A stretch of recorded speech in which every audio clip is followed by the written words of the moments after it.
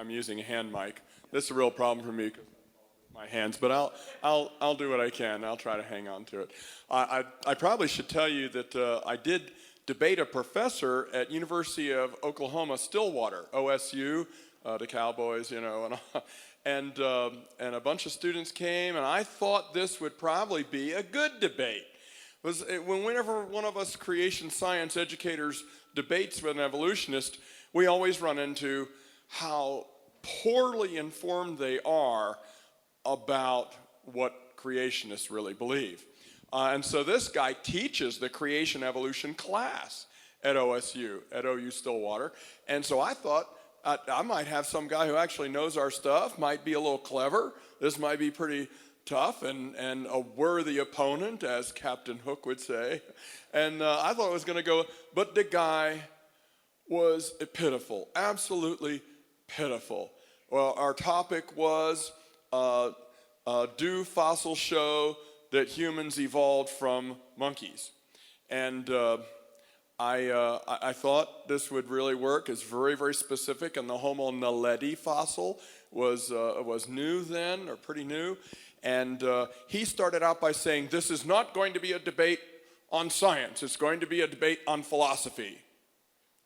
It's the little run and hide thing that they do sometimes. And I was shocked. So I got up and I said, well, I'm sorry, I don't have any credentials in philosophy. I only am a science teacher. So I am going to talk about science. And one of the young people who didn't even go to Hillsdale said, well, Dr. Jackson, you mopped the floor with him. It's not because I'm so great, it's because they're just so pitiful. Now, I have not met a stupid evolutionist. I'm not saying that. But every single person in this room has at least once been tricked by Satan into doing something stupid. And if you don't agree with me, the Bible says, if you say you have no sin, you are a liar and the truth is not in you. So everyone in this room has been tricked by the deceiver in the past, especially before you got saved, and I'll bet more than a dime after you got saved too. I know for me, it's on me, but I can't really get mad at people for being tricked by the greatest tricker of all time, the deceiver, the father of lies, and he's good at it. So that's why. I mean, their arguments are stupid, ignorant, unscientific, bad logic, pathetic, but these are coming out of the mouths of very intelligent, competent, well-trained people. I'm not calling them stupid, but they believe a stupid thing, and when you actually call them on the carpet, you find the emperor has no clothes, and they wither instantly, and then the only thing they can do is become enraged at you and call you bad names. Well, this guy never did that. It was a large crew and all that, but well, I just thought I'd tell you about that since you told them I have Jedi adventures in creation science. And it is mostly with young people, and I enjoy that, of course. Hey, Wes. There he is. Wes is a young person. I don't know how old you are, but compared to me, you're young. It's okay. But one of the topics is this one we're going to address today, that they just haul out as their old sawhorse, as their magnificence of the power of evolution to explain everything. And I'm sorry, but it is lame as dirt. And I'm not going to fill your head with things that are silly, and it would only take an evolutionist a minute to contradict it. I'm giving you strong stuff, strong meat here. This is not wimpy stuff. And now here a bunch of kids came in. Oh, well, are you kids pretty smart?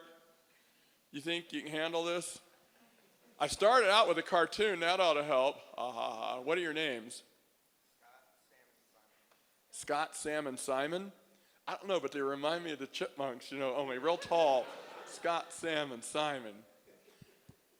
Okay, now that I've embarrassed you for coming in late, I'm a teacher, I'm supposed to punish people for coming in late. You weren't real late. We're not doing that. It was snow. Anyway, okay, so we're going to talk. Here's a little Doonesbury cartoon. You might remember Burke Breathitt and Bloom County and all this. And it says here, TB, my God, are you sure? I'm afraid so. We caught it early. so my prognosis is good? Depends. Are you a creationist? Why, yes, I am. Why do you ask? Because I need to know whether you want me to treat the TB bug as it was before antibiotics or as the multiple drug-resistant strain it has since evolved into. Evolved? Your choice. I'll go with the Noah's Ark version. If you go with the Noah's Ark version, I'll just give you streptomycin. What are the newer drugs like? They're intelligently designed. So, now this is funny, but Burke Breathed was trying to make fun of us. This was making fun of creationists disbelieving that bacteria are evolving to become immune to our antibiotic drugs. Little science preview here. They're not. They never did. They never can. They never do. It's something else that's happening scientifically, genetically, metabolically with the bacteria, and they're calling it evolution. It's not. It's something else. This is not an instance of evolution, and in about 20 minutes, when I'm about halfway through, you're gonna know that what I'm saying is true, and I'll just finish up the job and tie it up with a nice bow for you. But let's first go into the topic. The best evidences for fixity of kinds in the creation model. Natural selection is really what's happening most of the time in bacteria, and I'll throw in the moths and the finches at the end because it's the very exact same thing. Why waste a nice lesson on natural selection if you can just apply it in two minutes more to two other topics? So, Stephen Jay Gould, probably the greatest spokesman for evolution of the 20th century, said this about natural selection in Natural History magazine. The essence of Darwinism lies in a single phrase. Natural selection is the creative force of evolutionary change. But look what he admits. I loved Gould because he was honest. I mean, he hated us. He probably died an atheist. He used to make fun of people for writing letters to him, telling him they were praying for his soul and all of that. But he didn't lie about the problems with evolution. He was very good about admitting it. It was him that saved evolutionary gradualism with his punctuated equilibrium theory in the 1970s, him and Niles Eldredge. I think it was 1975. And but he was honest. Look what he says here. No one denies that selection will play a negative role in eliminating the unfit. But Darwinian theories require that natural selection, also create the fit as well. So when they tell you stories about lions and gazelles on the tropical African Serengeti grasslands and how gazelles are fast because all the slow gazelles got eaten for lunch, and the lions are fast because all the slow lions missed lunch. And so you've got this natural selection, just like artificial selection. I mean, you know, we get a Kentucky Derby winning horse, and we want to make sure we get descendants of that horse. We pick that horse to breed with other prize-winning horses, to breed Kentucky Derby winners and thoroughbred race horses. Well, nature, it's true. And this guy at OU Stillwater, he got up and, the Atheist Club president got up and made a little speech, and he said that all this evidence of the fit surviving and everything, and he made everybody who was under, I think, 5'6" stand up and then sit down. Everyone who was over 6 foot something stand up and then sit down. And he said, you see the variation in human genetics. And he was trying to say that we've evolved this. And so I got up and I just said to the audience, well, you know, that doesn't make any difference. If God made us, there would still be short people and tall people. That has nothing to do with whether evolution is true or not. It's amazing how audiences will ooh and ah over something like that that's applied in such a truly silly way. But again, this young fellow was not stupid. He was sharp, but he was saying a stupid thing. It's our job to point out that the emperor has no clothes. I think of myself as little Toto pulling that curtain away. Pay no attention to that man behind the curtain. The great Oz has spoken, you know. It's my job. I'm Toto. I'm pulling that curtain away and showing the audience, look. They're always talking about fast gazelles and fast lions, and they got you looking over here, and meanwhile, the real action's going on back here. If you saw the movie The Prestige with Hugh Jackman and Michael Caine, it was pretty good. It talked about how magicians do their thing. One thing they do is they get you looking somewhere, but really back here's where this thing's happening, so they're distracting you. Lions and gazelles can run fast. But the thing is, did lions and gazelles were they both once Morganucodon rats in the Permian time 210 million years ago? Did they both evolve from the same rat? You see, it's not how did we get fast lions and fast gazelles, it's how did we get lions and gazelles. That's the answer evolution claims to give us. But fast lions and fast gazelles, you see that would still happen. If God made all the living things, the fit would still survive better than the unfit. That's not a Darwinian phrase. Natural selection is not an evolutionary model precept. It's a model of observable biology. So it really is a part of evolution and creation. If God made us all, the fit would still survive better, and the only kind of gazelles on the African grassland would be the quick or the dead. Quick and the dead, that'd be two kinds. Okay, so Gould admits that Darwinian theories require that natural selection somehow create things. But the word select means what? To select, what's a synonym for the word select, I should have asked? Pick or to choose. Natural selection can only pick or choose from what's already there. And of course, if you already have lions and gazelles, and some of them are fast and some of them are slow, there's the picking process that occurs. Okay. Let's see. Yeah, I want to get into this a little bit. I don't want to go too long, but this is an advanced group, so I will. All right, Gould, when he was talking about things like the coelacanth and the starfish and sharks that have never changed, he called it, in his article in Natural History magazine, Cordelia's Dilemma, or the problem of stasis.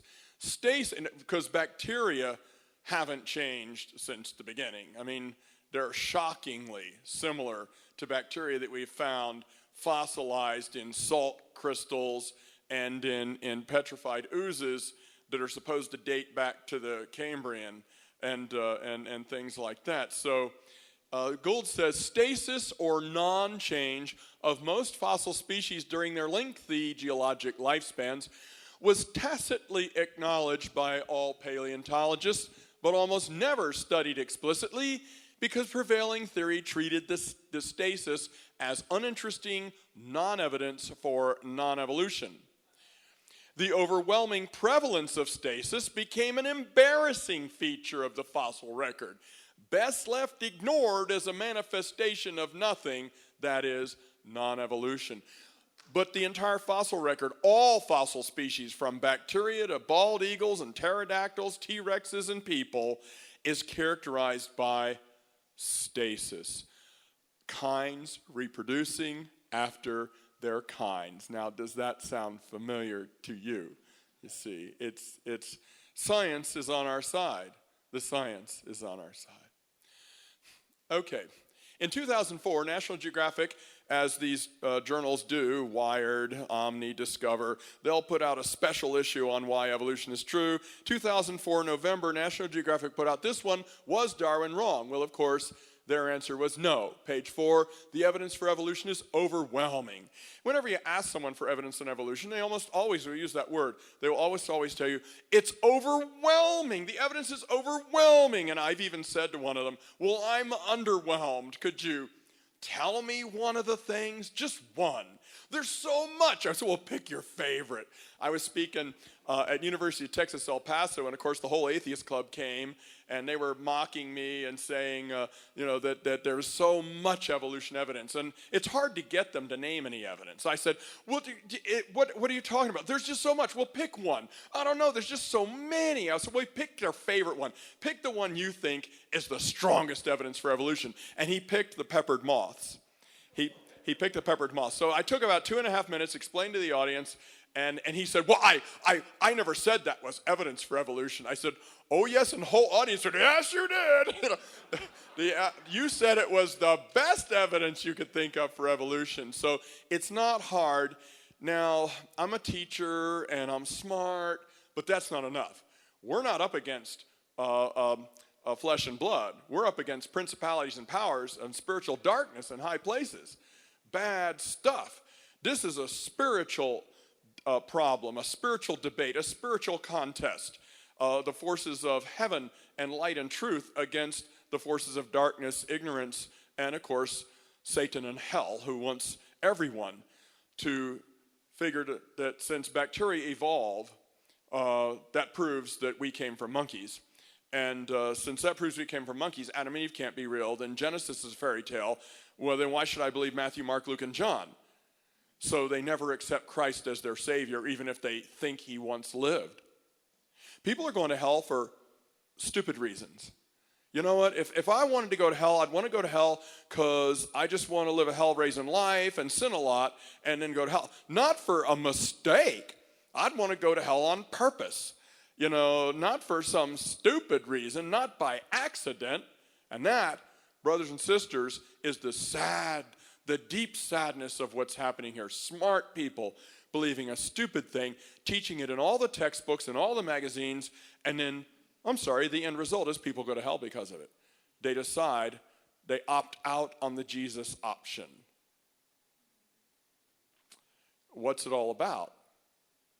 We in creation ministry, we do our thing, we debate, we lecture, but is anyone getting saved? You know, I think what we do is loosen the lid on the jar, get rid of this Genesis can't be true ridiculousness, and then the evangelists and the pastors can do their jobs, and the ministry switchboard lights up. Oh, that's true. Young people don't know what a switchboard is. The Christmas tree lights up. Or as in Tron, all the I.O. ports light up. I don't know how you want to. Tron was 1975. I'm so dated. Well, anyway, 2004, this issue came out, and some of their evidence is also in textbooks. They used the horses evolving, natural selection, homology or similar body part structures in different kinds of animals, dogs being different from each other, and antibiotic resistance on page 21. Also, the evidence that monkeys turned into people and that vestigial organs. Look, there's 12 more presentations here, but let's just focus on the bacteria. Look on page 21 of this issue of National... and finch beaks. We'll get to that. On page 21, here you go. We'll zoom in on it. Look at what it says right here. That's right in here that we're studying. The capacity for quick change among disease-causing microbes is what makes them so dangerous to large numbers of people and so difficult and expensive to treat.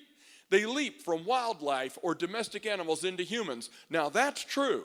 So far, it's true. And I had to tell my classes, it was the first day of my biology class at Hillsdale, and I showed them our book, Sylvia Mader's Inquiry into Life, 14th edition. I said, this is a good science book. I taught out of the 7th edition, and here it is, the 14th edition now. The problem is, when the chapters go wandering off into fairyland, start talking about evolution, that there's no science behind it. Oh, well, here they go. It's true, though, that there's a lot of good science in this article here. Bacteria do jump from wildlife. Germs do jump from wildlife and domestic animals. How many have ever heard of swine flu? Bird flu. Yeah, I mean, the viruses and bacteria do get into us from animals. But let's go on. Adapting to new circumstances as they go. Genetic variation is limited, because they really can't build new DNA and new genes for new traits, for new immunities and new abilities. I'll show you that in a couple of minutes. So adaptation really can't involve new DNA. But for bacteria to turn into people, it really has to. There has to be some way to make new genes with new traits and new DNA. But in every example they give, that's not what's happening, and every one of them knows it when you point it out. But yet these stories are paraded out as rock solid evidence that evolution must be the way. And they're as flimsy as a tissue paper castle. It's ridiculous. Well, I'm getting emotional. Let's go on and get into the stuff. Okay, adapting to new circumstances as they go in a limited way. Okay, their inherent variability, and they are variable in their DNA, allows them to find new ways of evading and defeating the human immune system. But they're not finding new things. It's starting to stretch it here, and now it breaks. Finding new ways of evading and defeating the human immune systems by natural selection, well, that would be true. They acquire. Okay, there you go. Now we've got a lie. They never acquire anything. Natural selection can't cause anything to acquire anything. Natural selection picks and chooses from what is already there. That's all it can do. The concept demonstrated scientifically, is limited to that, picking. That's why the word selection, it's picking. So they can't acquire new resistance to drugs that should kill them. And here it comes. They worked you all the way up, and here it comes. They evolve. They just pulled a rabbit out of the hat there. It's a magic trick. They evolve. And now look, there's no better or more immediate evidence supporting the Darwinian theory than this process of forced transformation among our inimical germs. Look at what they just said, that the best evidence for evolution in that whole article, and as far as they're concerned, in the whole world, is bacteria evolving resistance to antibiotic drugs. Good. If that's the best they've got, good. Let's go on. Do germs evolve? No. Bacteria cannot evolve resistance to antibiotics. Let's go on here. I don't think math is a science. I think it's a religion. A religion? Yeah, all these equations are like miracles. You take two numbers, and when you add them, they magically become one new number. No one can say how it happens. You either believe it or you don't. This whole book is full of things that have to be accepted on faith. It's a religion. And in the public schools, no less. Call a lawyer. As a math atheist, I should be excused from this. Textbooks. The stuff they put in textbooks, all the legal battles are usually over textbooks. Texas, California, all these other state court cases, and state adoption of textbooks.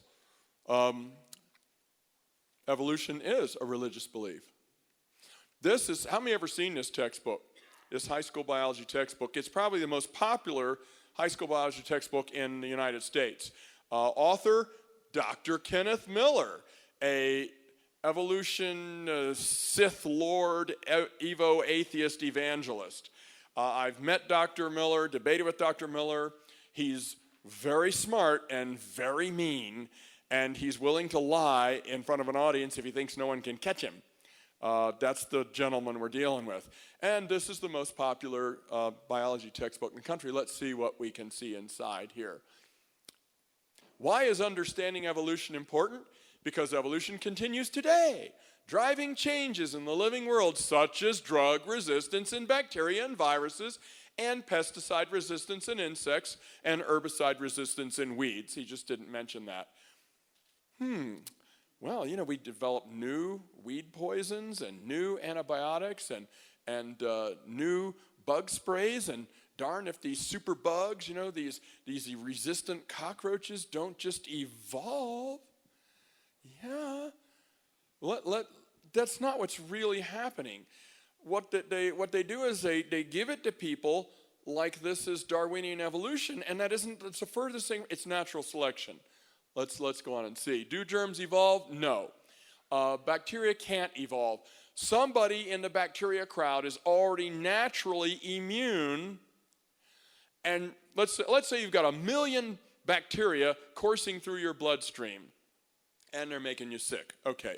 And they give you an antibiotic, which is a poison that kills the bacteria. That's why they always tell you to eat food with your antibiotics. Take it with a meal, because they'll give you a little bit of an upset stomach. It'll kill the bacteria, but it may give you a little queasy stomach, so you're supposed to eat something with it. It's a poison that kills the bacteria, and hopefully doesn't kill you. and it's the bacteria are more sensitive to it. And when your whole body is just one cell, if one of your cells gets sick, you die. So that's how it works. But even if just one of those little bacteria dudes is naturally immune to a new antibiotic we make, just one out of 1,000,000. All his 999,999 friends are going to die, but he'll be left. This one little one out of 1,000,000 bacteria. He is naturally. Is there anybody in here that's immune to poison ivy? Anyone immune to poison ivy? There you go. You got you got 3 guys and one woman. Well, if everybody died from poison ivy poisoning, is this your wife? Okay, you're going to have to get a gun. Hopefully it won't take 3 months to get one. Sorry, I'm getting political now. But look, what if the whole world was covered with poison ivy? It sounds like a Stephen King novel. Ivy. A new horror movie, Ivy. The world's covered with ivy. If that happened, all of us normal ivy non-resistant people would itch to death. And the only people that would be left would be people who were immune to poison ivy. And in every crowd, there's always a couple of people. So all you ivy-resistant people would be the last men and women on earth, and you'd just multiply, and of course, you'd give that resistance to all your children. And evolutionists would say, look, a new race has evolved. No, the characteristic trait was already there. Same thing with these bacteria. 1 out of 1,000,000 little bacteria guys. And he only survives because he's naturally immune, just like some of the IV people in here are naturally immune, and he reproduces. How do bacteria reproduce? They divide. They split in half, yeah. And, now you have 2. Now you have 4. I'm going to drop the microphone, but you get it. Then you have 8, and then you have 16, and then you have 32. They can do this every 15 or 20 minutes in a warm, nutrient-rich environment like your bloodstream. In 8 hours, there'll be 1,000,000 of them again. 8 hours, and they'll all look like mama, and they all are immune to the new drug. Look, a new race of bacteria has evolved, you see. No, does this require a new gene? Any new DNA? Is it even a new trait? No. This is usually what is happening. So if they give you an antibiotic and one of these little guys survives, they'll call it a superbug because the only one left is this huge family that is now growing, and all of them in this new family is immune. Now, this is why, if they didn't believe in evolution so much, they might actually treat people properly. If someone's got a bacterial or a disease, infection, they should hit you with at least 2 antibiotic drugs. What's the chance that a little 1 out of 1,000,000 guy would be immune to 2, to both of the ones? Probably some other guy off in the corner is immune to that. I think we ought to give people a battery of 5 antibiotics every time we treat someone with bacteria. Oh, the evolutionists say, no, you're just going to make them all evolve to be. No, it'll kill every single one of them, and nobody's going to evolve. They're all going to die. You see, and that's using the creationist paradigm in medical technology versus the evolutionary paradigm, which is not working very well. They're terrified of the wrong things, and they follow up using the evolution model, and they go the wrong direction. They're not treating diseases properly for pandemic purposes.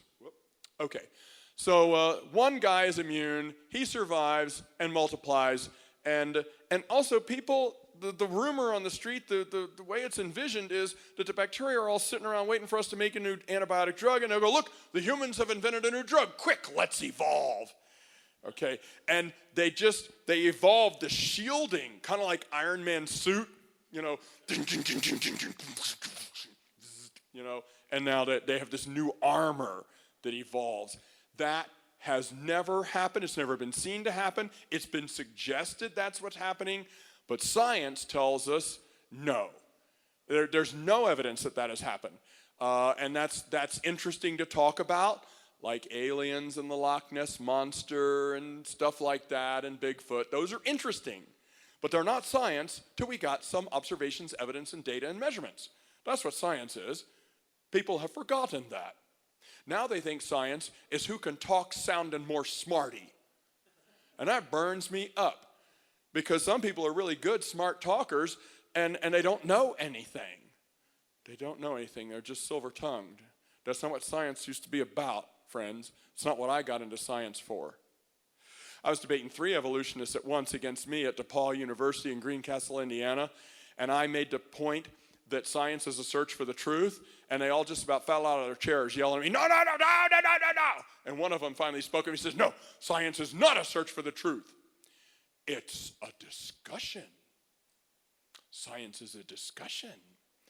And I said to them, well, if that's all it is, then I got in the wrong business. I got into science because I wanted to know things that were true.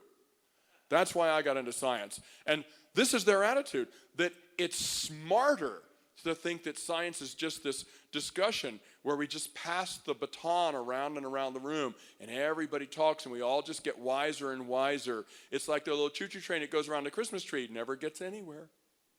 It doesn't go anywhere. It can't. And that's a cute way of putting it, but the tragedy is my colleagues who are evolutionists, Christian or not, are trapped in an illusion, an intellectual trick of the devil. And it's as stupid can get. But smart people believe it because the devil is just that powerful, just that good. You know, the dark side of the force has a strong effect on a weak mind. And if people want to believe this stuff, Satan's going to give them all of the willpower to just go ahead and believe it against all odds, as Dr. Ball would say, against all odds. Okay. Or was that your book? I get who wrote what book confused there, Dr. Petro. Against all odds, is that Dr. Ball's book or yours? Okay, there you go. Okay, let's take a look here. Should the use of antibiotics be restricted? They're thinking you shouldn't even use hand sanitizer because you're creating these evolved new germs that nothing will kill them, and that's just not true.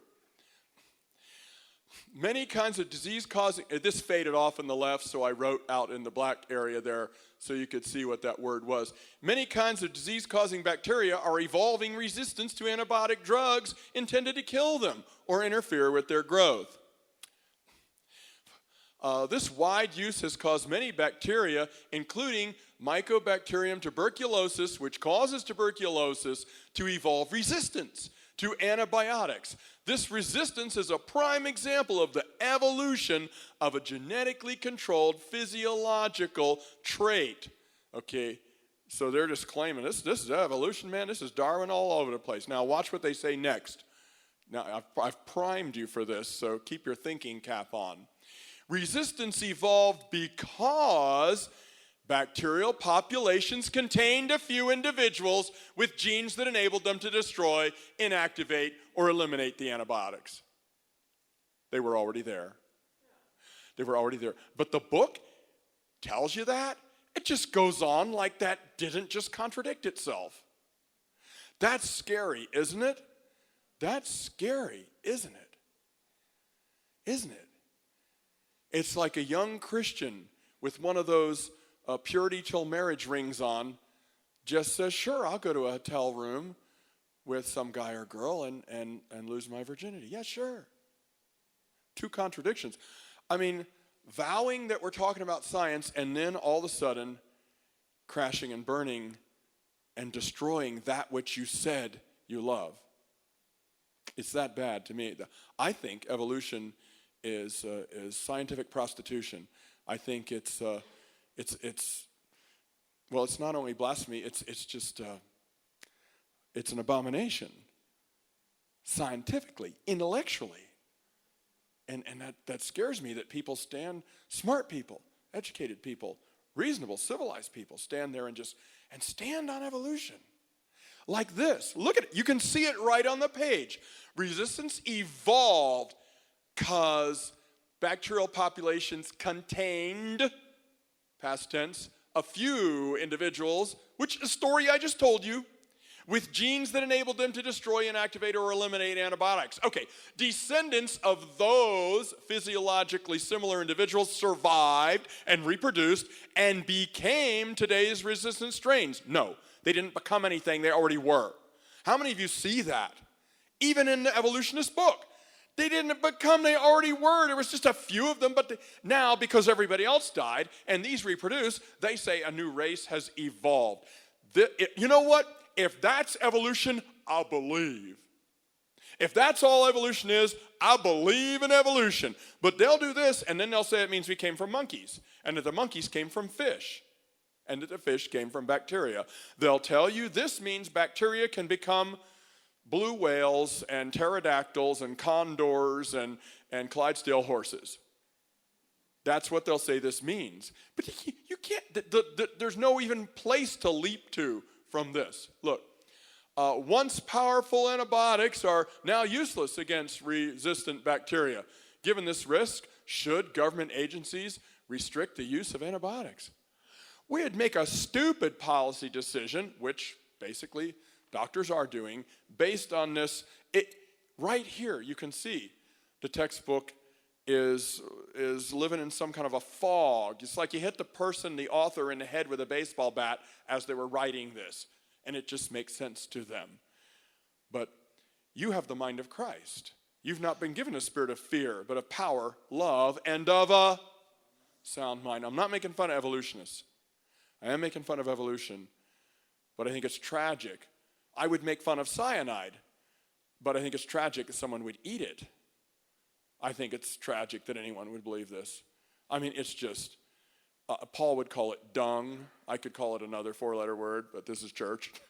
This is ridiculous. It has no merit scientifically. It has no value intellectually. This is anti-intellectual and anti-science. To say what they said at the top of the page, and then they go on and admit what the process really is, and it has nothing to do with becoming anything. The population now has more of these than it did before, but that's all. Nothing new. Okay. In this textbook, also a very popular one, I think the front of it now is two zebras. This is McGraw-Hill, co-written with National Geographic Society. And I was just showing this to some students New Year's Eve in Haskell, Oklahoma, for a youth meeting, for a New Year's Eve meeting.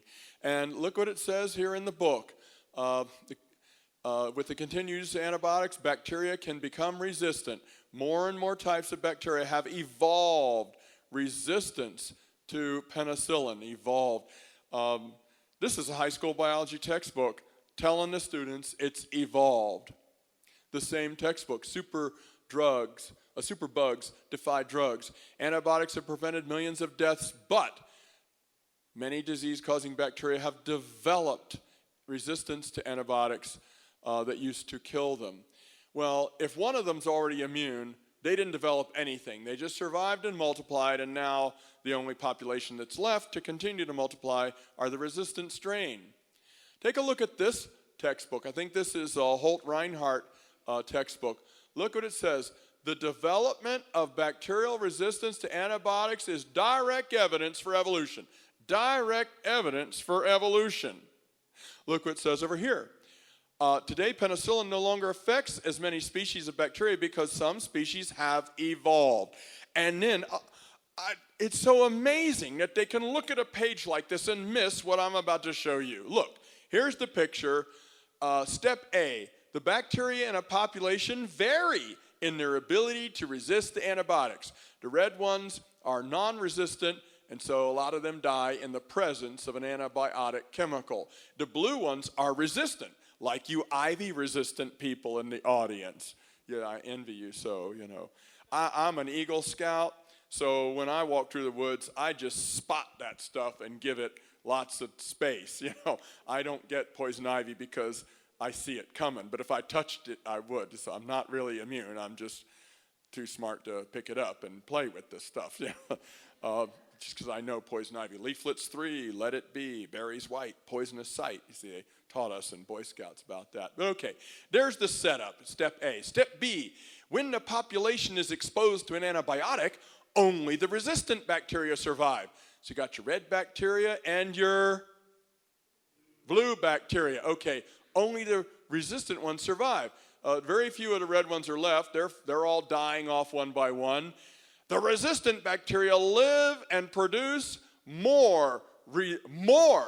They were there because they are part of the variation. They were there. They survived. They live and reproduce more, and that's evolution. Look, before the magic arrow of evolution, on the left, you've got red bacteria and blue bacteria. And after the magic of evolution, you've got red bacteria and you've got... Does this require any new DNA? New genes? New traits? No, but this is what the textbook offers up as proof that we came from fish. I'm sorry, but that is exactly what they're doing in this textbook. Look at the natural selection and the evidence for evolution. That's the subtitle of that chapter. Natural selection and the evidence for evolution. They're saying this proves evolution. No, I'm sorry, but I understand Darwinian evolution a lot better than some evolutionists I talk to, and that's not evolution there. That's just natural selection, which would happen whether Darwin was right or wrong. It's transparent to the issue, but they've annexed it and thrown it in the face of unwitting young people and many church Christians too, and made them wither and feel foolish. For this? You can believe in evolution if you want to, but not for this. You got to find something else, something better, something with science or something, but not this. This is not evolution. You know, even if evolution was real, I as a scientist would not be able to accept that as proof of evolution because it's not logical. Okay, here's a book called Understanding Evolution, which was a textbook at Carson Newman College when I taught there, a required textbook in biology, not any course I taught though. Mutations have occurred in bacterial populations that enable the mutant bacterial cells to survive in the presence of the drug. They're saying mutations have happened. Sometimes a mutation can happen. Let me tell you what can happen. A little bacteria dude can, and I was explaining this to a stewardess on the airplane today. She asked me what I was going to do in town, and I told her, and she said, really? And I said, well, yeah. Here's what can happen. Many antibiotic drugs can kill the bacteria. They're not very poisonous, but when they enter the cell of the bacteria, they can chemically react and combine with some metabolite that's in the bacterium. In other words, the antibiotic is depending on a certain chemical being inside of the bacteria cell to create a poison and kill the bacterial cell. And it's a metabolite, some kind of chemical that's naturally found in the bacterium. What if the bacterium is born with a mutation and it can't produce that enzyme? Now, that happens in humans too. People who are born with the mutation of being lactase deficient. The protein that naturally is produced, the enzyme protein that's naturally produced from the lactase-producing gene, that gene has a copying error in it. It has a nucleotide sequence error in it, and so its function the lights have gone out. It's a broken circuit. It's short-circuited. It can't work. The gene ceases to function because it has a copying error in it, just like a line of computer code could crash and jam up because of a one letter being wrong. Same thing's happening. So if this little bacteria guy can't produce the enzyme the antibiotic was counting on being there, and he can live. It could be, you can live and be lactase deficient. You're just going to get real sick if you eat an ice cream cone. None of that frozen custard stuff. If you are lactase deficient, you're lactose intolerant. Well, what if this little bacteria guy, maybe he can live. He's a little sickly little bacteria. He's missing one of the enzymes that all good bacteria are supposed to have, but the antibiotic can't kill him. Okay, so he's immune. A mutation did occur which actually did make him immune. But it was the turning off of a gene. It was the falling out of the function of previous genetic DNA information. It was the loss of genetic information. This is unevolution. It's backwards evolution. It's devolution. Doug Sharp's fond of saying that, yeah. It's devolution. You know, if that was true, if that actually could make the bacteria better, then all bacteria should just turn off all their genes and become people. Come on, extrapolate this. I'm not trying to be, well, kind of am trying to be funny. I'm not trying to be absurd. This is the true logic of the situation. If destroying a gene's function makes evolution, then why don't they just, well, as a matter of fact, why don't we turn off our genes and become superhumans? We could become like those Asgardians on Stargate, or the Ori. We could be ascended ones or something. I'm such a geek, I know. We could all be like Yoda and have high metachlorian counts. Yeah. Well, okay, look at what this textbook says. Mutations have occurred, and that's what they're talking about. Here again, we notice that mutations furnish the source of evolutionary changes, and that the fate of the mutant gene is governed by selection. Well, that's true. In a normal environment, mutations that confer resistance to a drug are rare or undetected. But in an environment changed by the addition of a drug, the drug-resistant mutants are favored and supplant the previously normal bacteria strains. Just like poison ivy-resistant people would supplant the rest of us. Yeah. It might be thought that the mutations conferring resistance are actually caused or induced by the drug. This is not the case. It may be thought that the mutations conferring resistance are actually caused or induced by the drug. This is not the case. This is a graduate level book called Understanding Evolution in the chapter on selection and action. Drug-resistant mutations arise randomly in bacterial cells, irrespective of the presence or absence of the drug.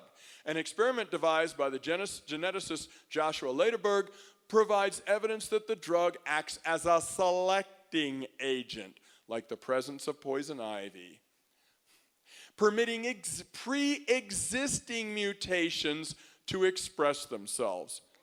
Pre-existing, not new. So even when a mutation does occur, it's not bringing anything new. Now, they might be suggesting that it's a mutation that created something new, but there isn't any evidence that that has ever happened, ever. And I will show you, you might have heard of the nylon-eating bacteria. Now, I hope you don't mind. I'm going into this way more in depth than I do normally with high school groups or anything because you guys are an academic group. You're well informed and you have a lot of silver-haired people. Yeah, look, I got them too. Okay. It's a crown of glory. I always thought it is a crown of glory, but it does say it's the beauty of old men is their gray hairs. So my college students, it says that the glory of young men is their strength. And so I say, well, you might have glory. I said, but I'm more beautiful than you. The Bible says the beauty of old men is their gray hairs. And I said, you don't have beautiful hair like I do. So I can't let them get away with, being all cocky about being young, It's overrated, So, okay, here we go. Look at this, 1990, ancient bacteria revived from the Sunday Herald. Scientists at the University of Alberta, Canada have revived bacteria from members of the historic Franklin expedition who mysteriously perished in the Arctic nearly 150 years ago. They found their bodies frozen, body parts. Not only are the 6 strains of bacteria almost certainly the oldest ever revived, well, that was in 1990. They've since revived older ones, but let's go on. 3 of them also happen to be resistant to antibiotics. In this case, the antibiotics clindamycin and cefoxitin, both of which were developed more than a century after the men had died. This just proves what I'm saying is true scientifically. There's always somebody in the group, or there's often somebody in the group that's already immune. Nothing new is needed. So we've got an existing trait, or we've got a trait that is destroyed and thereby the antibiotic can't work. And neither of these will get you anywhere on the evolutionary tree.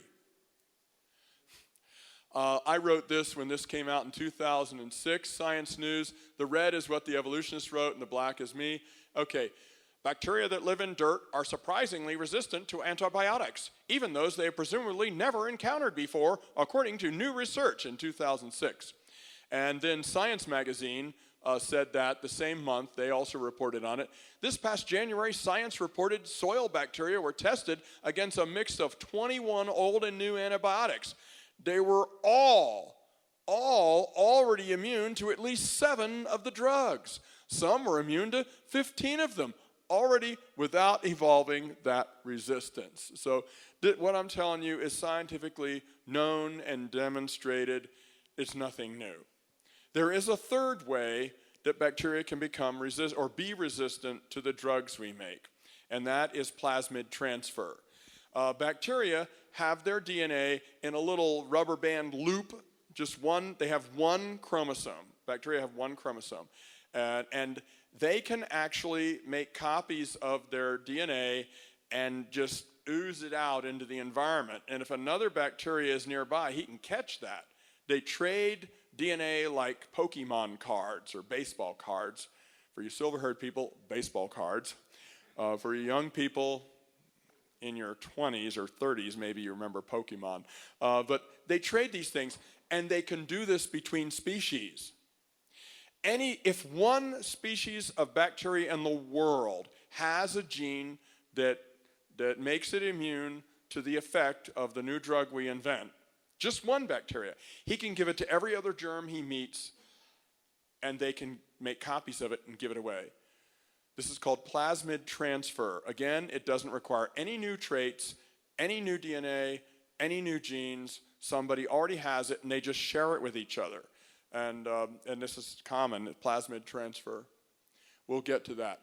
Now, here's this thing. 1994, Science News reported about the 1 billion-year-old bacteria, blue-green bacteria. What intrigues J. William Schaff, paleobiologist at UCLA, most is a lack of change. The 1 billion-year-old fossils of blue-green bacteria, they surprisingly looked exactly like modern species. Kinds reproducing after their kinds. You see, a billion-year-old, what they've decided, I don't believe it's that old. I believe it's probably bacteria that live no longer than 6,020 years. I think today, is it 6,020? What year? 16? Yeah, 6,020 years ago, give or take, a couple years. I really do think I used to feel like we can tolerate the old Earth creationist position. And I figured it doesn't matter that much, and I even thought 10,000 years or maybe 50. I don't know. I used to be loose about it. I did believe 6,000 years always, but I thought it's not so important. But I have seen the fruit of old Earth creation positions, and there's no science that says you got to go there. It's a concession that we make to the evolutionist community that's not necessary, and the spiritual fruit is dark. In churches, I've seen it, and I don't like it. It scares me. It's like people taking poison. We don't need to go there because scientists say the Earth's billions of years old. We would have to go there if science said so, but it doesn't. Assumptions piled upon assumptions piled upon assumptions, and inferences are used to establish. That's a whole nother presentation. But the radiometric dating fallacies. And I'm not going to go into that now. Okay, look, they look just like modern species. They can evolve. They can change their DNA really fast. They're very good at their DNA. Their genetics is very, very simple compared to ours. But I wanted to show a little video. I wonder if I can do that, Wes, because you're my friend. If you'll look in a yellow folder called Vids, this is actually a little clip of a world-renowned researcher in genetics of bacteria. This guy is at the Helsinki University of Technology or something, and you might have seen this little film clip If you look under vids, shine it up there on the screen for me, Wes, and I'll try and guide you like I was talking about. Let's see. Wait, it's this guy. M. Lesiola, bacteria mutation enzymes. Click on that and then put it on pause so I can tell people what we're looking at once you get it up. It's a part of another well-known, I forget which movie it is, but it's a creation science movie. But it's an interview with this fellow who's an expert on bacteria, and he talks about how, we're on the cutting edge of the research in how bacteria genes work, and we can genetically engineer them to do this and that and that. But you know what? They never change into anything but bacteria. And he said, I was angry when my research began to show me over and over and over again that bacteria can't change into anything else. And it angered me that I just bought the evolution thing. And he's a thinking person. This is actually an actor portraying Charles Darwin. Do we have good sound for this, Wes? Okay, you're a treasure. He's a peach. You need to give him a raise or something. Okay, go ahead and play this and listen to what Dr. Lesiola says. And I'll want you to pause it because they've only briefly show his credentials, and I want you to stop it on the credentials so everyone can read them. Do I have to turn my mic off or something? Do I have to put this mic up to a little speaker over there?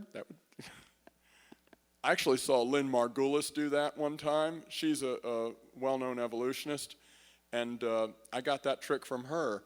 Actually, she was pretty nice to me. She was a little afraid of me when she found out I was a creationist.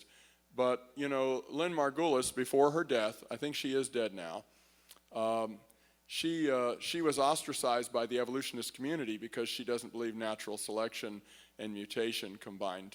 She believes in acquired genomes is how evolution works.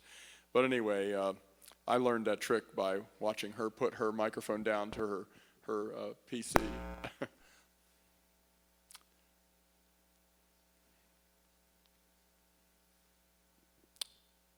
Yeah, Lynn Margulis. She asked, are there any millionaires in the audience? Because NASA had cut her funding for her research because she was going against Niles Eldredge and Stephen Jay Gould and Darwin. So they wouldn't let her play in any reindeer games anymore after that. So she and I talked at a reception for her, actually for quite a while, about our at least we had in common that we were ostracized from the majority of the scientific community, she at least. And she told me stories about her and Niles Eldredge and years ago having arguments and fighting about them. I found her a very pleasant person. Many evolutionists are intelligent and pleasant, just deceived. And some of them, I think, actually know better, and they still believe it and teach it anyway. Oh, yes, Wes, are you ready? Okay, brother. But if natural selection has limits or boundaries, what provides the additional new genetic information that Darwin's theory requires? Yes. Most believe that random genetic mistakes called mutations are responsible. Modern biology is information science. And as far as we know, information has always an intelligent source behind that. So when we look at biology, we are asking automatically the question, where does the information come from? Enzymes are information molecules. They are actually the tools the nature uses to modify things. So it's totally inconceivable that an informational molecule could be created by random mechanisms. When we introduce randomness, the informational content disappears, the enzymes are degraded, they are non-functional. About 40 years ago, Stop it there. Look, Professor Matti Lesiola at the he's a biochemist and faculty dean at the Helsinki University of Technology. This is not some guy, working for Answers in Genesis, okay? He's not one of us. He's just saying, look, science has shown me. And if you want to just back up a second, because you're saying after 40 years of research, here's what I've seen. Thank you. About 40 years ago, I first time heard that evolution might not be true, and I reacted very violently. I was furious. I was angry about this kind of proposition. When I went back to think about my reaction, I realized that it was really a faith commitment from my side. I knew very little. I started to study biochemistry at that time, and I saw that the biochemistry behind evolutionary story is not that strong. And after 40 years of doing science now, I see even much less evidence for this evolutionary story. Biology has proved to be much more complex than we thought 40 years ago.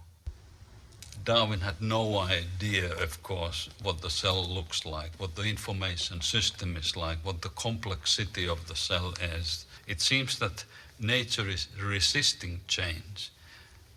Living cell resist change. 30 years ago, 20 years ago, in the early days of genetic engineering, people were envisaging changing organism at will. It hasn't happened. The examples are minor. We can produce insulin with bacteria. We can produce epohormone with bacteria, but we can't change bacteria to anything else than bacteria. There you go. Thanks so much, Wes. That was wonderful. It only took 20 seconds. Brilliant. Thank you. But you can see what they're up against. Science is saying none of the stuff that they say happens. They just pipe dream it out into and roll it out into an urban myth that just next thing you know, they're pulling all these rabbits out of their hats, and they're tricking themselves. They don't mean to. I don't think most evolutionists are liars. Some of them are. Some of them know. But they disciple and proselytize others into it, and then droves and generations of students are just fed this stuff that's untested. Some of it is tested, and it failed the test. And they just accept it because the professor must know. And the professor was taught by some expert who he thought, well, they must know something I don't. Well, no, they don't. They just accepted what they were taught by people they respect too. Marilyn Vos Savant, who's in the Guinness Book of World Records for having the highest IQ, she disagrees with the Big Bang Theory, and she said much of science, far too much, is based on a matter of you're believing things that have been told you by people you respected. It's like a political contest or something. It's really not science anymore like it used to be. Okay. Oh, by the way, now that it's 8:15, I've kind of been going for an hour, but I told you I'm giving you the deep shovel version of this. How long can I actually go? Oh, I see. Okay, so I'm not going to cut out anything. I do want to have time for question and answer. Hey, you guys went to a lot of trouble to get me here, and so I figure let's milk it. Okay, brother. All right. I know we've got young people here, but it's not like you're staying up watching a Star Wars marathon or something. Although that's kind of neat.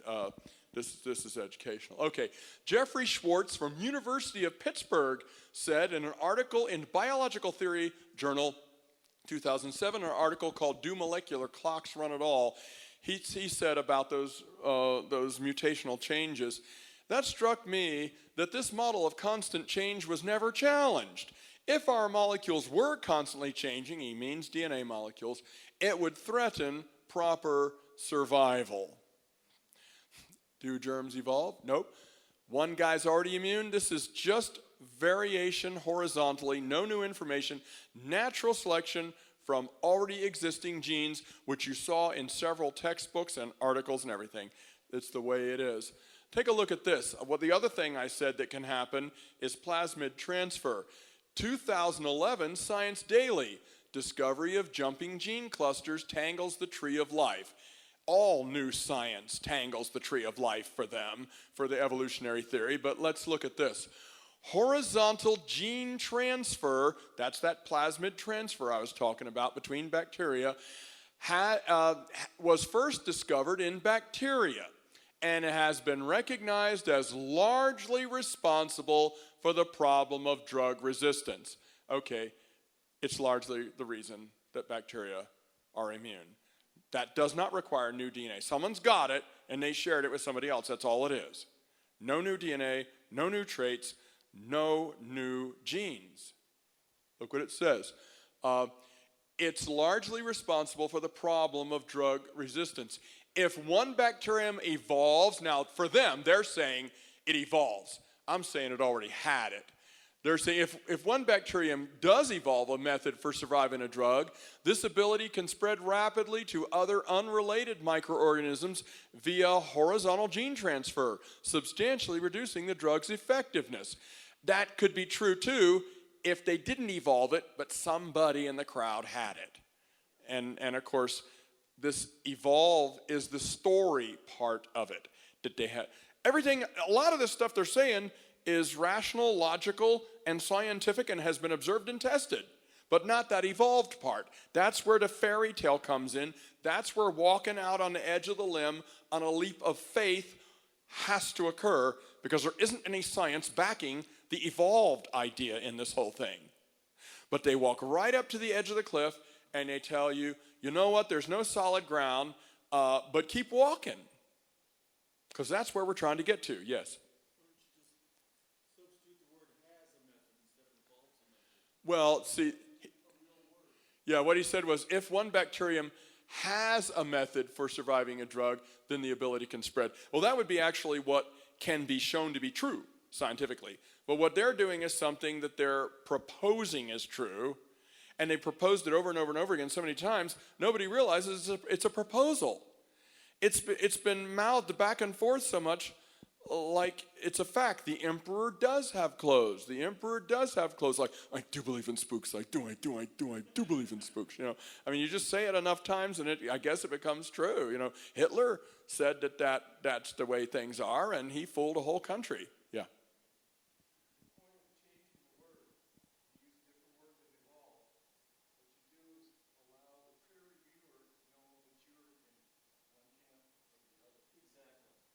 Yeah. What he was saying is if you said has instead of evolved, the peer review would refuse your article for their publication. I had one evolutionist from the Atheist Club of Oklahoma City get all over my case about how if I'm such a great scientist, why don't I publish all of my wonderful science in peer-reviewed journals? And he was getting mad at me at the time. It was during question and answer period after a debate with somebody else. And I said, sir, the reason why I can't get things published in peer-reviewed journals is these people are not my peers. The people who are judging my article are all people like you who are bigoted against any dissenting view. That's why. And he was, oh, that's just a cop-out. I said, no, that's the way it's true. That's why we creationists have to have our own journals, because evolutionists will just, they're not our peers. Okay, so do germs evolve? No. Bacteria can't evolve resistance to antibiotics. Somebody's already immune and survives and multiplies, and the trait spreads that way. Or somebody is already immune and they transfer their chromosome to other bacteria and spread the immunity. This is scientifically documented, both of these. And I showed you the documentation. It's something all immunologists know, all the Center for Disease Controls knows this. Everybody in science, in disease research in the medical community knows that what I've been saying is true and that these two things are true. But this is just a horizontal transfer of existing genes. No new information, no new DNA, no new trait. It's still only natural selection acting upon the sharing of a trait. Okay, let's go back to the high school biology textbook here. And remember what they said, that evolution is important to understand because of drug resistance in bacteria and these other natural selection things. Stephen Jay Gould, in 2000, in Natural History magazine, an article called Abscheulich, which means atrocious in German, he said this about reading what we just saw in textbooks. Once, of course, he believes in evolution, okay, but he is talking about why wrong things get in textbooks, and I agree with him on this. Once ensconced in textbooks, misinformation becomes cocooned and effectively permanent because textbooks copy from previous texts. Mindless recopying is how these things persist in the textbooks. And now you need a mental break. These are interesting times. We don't trust the government. We don't trust the legal system. We don't trust the media. We don't trust each other. We've undermined all authority, and with it, the basis for replacing it. Interesting is a mild way of putting it. It's like a 6-year-old's dream come true. Yeah, who can we trust? Well, we need real science. We need hard facts, observations, data, experiment. This lady is an associate dean for the medical education at Stanford University. And in the Stanford Medical Magazine in 2006, in an article called Darwin in Medical School, look what she said. It's impossible to be a good physician without understanding the evolutionary process. Okay, I take that as a little slam on Jesus because he's the good physician. I don't like that. Okay, I'm making a joke, but it's funny that she put it that way. But in the very same article, look what this other guy, a PhD from England, said in the very same article. Perhaps part of the problem in convincing medical practitioners to embrace evolution is the nature of the science. Evolutionary hypotheses are notoriously hard to investigate. Add to this the fact that the field of evolution has failed so far to provide clinically useful findings, and you'll see why medical schools lack interest. There is much about explanation and understanding, but little about treating and curing. You can't, if you don't believe in evolution, you can't treat diseases. But this guy said, no, actually it hasn't helped at all. Philip Skell is a retired professor from Penn State. He is a non-Darwinian member of the National Academy of Sciences. In the Scientist magazine, which is for science teachers, in 2005, in an article, Why Do We Invoke Darwin?, he said this: my own research with antibiotics received no guidance from insights provided by Darwinian evolution. I recently asked more than 70 eminent researchers in antibiotic and immunology work if they would have done their work differently if they'd have thought Darwin's theory was wrong. The responses were all the same. No. People who are in the research field for disease research, for immunology, bacteriology, all of them, they don't depend on Darwin's theory to do their actual research. Darwin's theory gets out of professors' mouths in the classrooms associated with this. It gets printed in the textbooks associated with this. But the real scientists, whether they believe in evolution or not, the real scientists are not employing Darwinian theory to have a great march on of the science of curing diseases. It's absolutely useless in curing diseases. It's useless in real hands-on results in science. All it is an ethereal pipe dream that, frankly, the devil uses to make people feel like they don't owe God anything. After all, we used to be bacteria. We then became worms.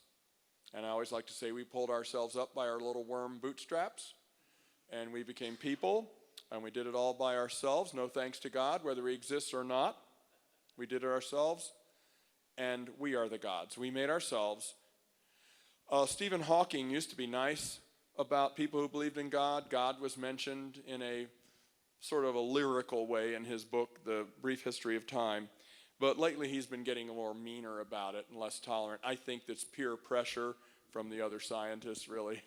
But he said that because we know that the universe made itself and life made itself and we evolved, even if there is a God, it doesn't matter. Even if there is a God, it doesn't matter. He's irrelevant. After all, we made ourselves. Bring this around full circle, brothers and sisters. This is the original lie of Satan. Look, I've been studying those Ezekiel things about Lucifer, son of the morning, who walked amidst the stones of fire and how he was cast down. And because of his merchandising and his trade and all the stuff he could do, a fire began to burn in him, and then God burned it brighter, and it destroyed him and sent him to ashes, his pride. I will be like the Most High. I will ascend to the throne of the Almighty. I will. He had the 5 I wills. I will be God. And he infected our race with that sinful, irrational, against the rest of the nature of the universe dream of his. Ye shall be as gods. Evolution says we're gods. If there's no God and we made ourselves, we're the creator. Or the force or something like that. I mean, if you want to believe, and that's the root of humanism, that humans are God. We are the God thing. God's in all of us, Well, anyway, I went a little further than the quote there, but I wanted to see what Dr. Skell had to say. He goes on to say, we are still on the frontier of understanding what life is, how it manages to maintain its coherent stability to avoid evolving, its embryogenesis, how organisms interact, what organisms make up the biocosm, etc. Regrettably, the history of the biocosm, which dominates talk, is largely lost in deep time. TOEs, which he calls theories of evolution, rarely provide the heuristic, helping to discover, guidance on which new breakthrough discoveries depend. They are frequently and fervently pushed for their impact on domains other than science, and are at best employed post-breakthrough to explain the discovery. I enjoy these speculations as stories, but particularly for biology, they do not serve as heuristic guides for the superb kinds of ongoing experimentation which is illuminating biology in this age. Those breakthroughs are usually based on far less ambitious paradigms, ones recognizable as modest working hypotheses, or MWH as he says. Now, evolution isn't guiding, evolutionary thought isn't guiding us into new and wondrous discoveries. It constipates scientific progress. In every field evolution has permeated, it has caused it to go stagnant. If they would just drop the evolution thing, then we could get on with immunology in a scientific way. If they would just drop the Big Bang miracle happening all by itself, then maybe we could actually study stars for what they are, and that their color, their size, their temperature, and their luminosities don't actually tell us how old they are by the Hertzsprung-Russell diagram and the theory of stellar evolution. I'm going to rant a little bit more. I have them telling me, oh, Dr. Jackson, you can't get mad at us because no one's ever seen a star flicker to life. Stars are being born all the time, and all those nebula, the Trifid Nebula, the Star Nursery, the Eagle Nebula, where life began, and all these things are really happening. I said, well, no, we see stars explode and die, but we've never seen one form itself in a gas cloud. And they said, well, Dr. Jackson, that's because it takes millions of years for a star to gradually, brown in and then red up and fire up. And I said to him, you should know better than that. That's a chain reaction, a nuclear fusion chain reaction. It's a nuclear bomb. There should not be a star there one night and at the very same location the next night, a nuclear chain reaction should occur. Fusion should spread throughout the mass of this giant gas cloud within hours at least. At the slowest, it's a nuclear chain reaction. It doesn't take years. It takes minutes for a star to be born, if that could happen. There are so many reasons, Chemistry 101, why. Just Boyle's law messes with it. Robert Boyle, a God-fearing man. Anyway, we'll get to the next one. Okay, do germs evolve? No. They're either already immune and survive, they transfer their plasmids, or it could be the loss of a target feature. And this, as I mentioned, is a downward variation, not upward like evolution needs. This is loss of information, not gain. It's the opposite of evolution, it's devolution. These are the only 3 ways that bacteria, that's right, I'm a Mensa genius, and these are the only 3 ways, the only 3 ways that bacteria have ever been observed to exhibit an immunity to a drug we've invented. Every graduate level textbook on immunology will only give these 3 ways. The rest is rumors. legends, and urban myths. I'm talking about the hard science and what is actually known. And when they start talking about evolving resistance through some new gene that gets written, it's just a, if you believe in fairies, then clap your hands. Tinker Bell will get well if you clap your hands. That's all it is. It's hope, desperate hope that they haven't wasted their lives teaching for 30, 40, 50 years at a college, that they haven't gotten grants from the National Science Foundation in vain, that they haven't wasted their whole life, that they haven't believed that the scientific community that they're so proud of hasn't been built for 150 years. But they have. And that's hard to take. It's hard to take. The books that you wrote were all wrong. The legend you are in the scientific community is a sham. It's hard to take. Endowed chairmanships, grants, all of that would have been all based on a hollow, untrue assumption.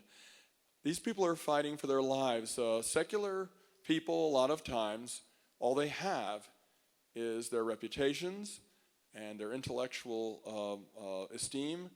And I'm not saying all of them. I've met some very humble and cordial evolutionists, some that I really like, and some I haven't met I like.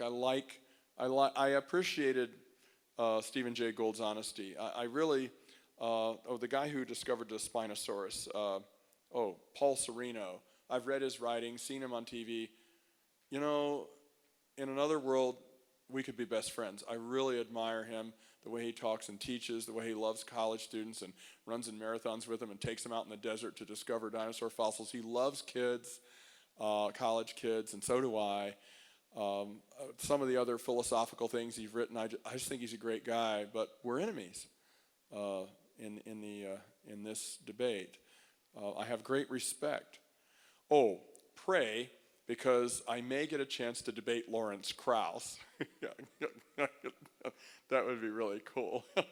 I don't really respect him. I mean, he's incredibly intelligent, but I got God, or God's got me. That's the way it's got to be. There was another one that I would like to debate who I do.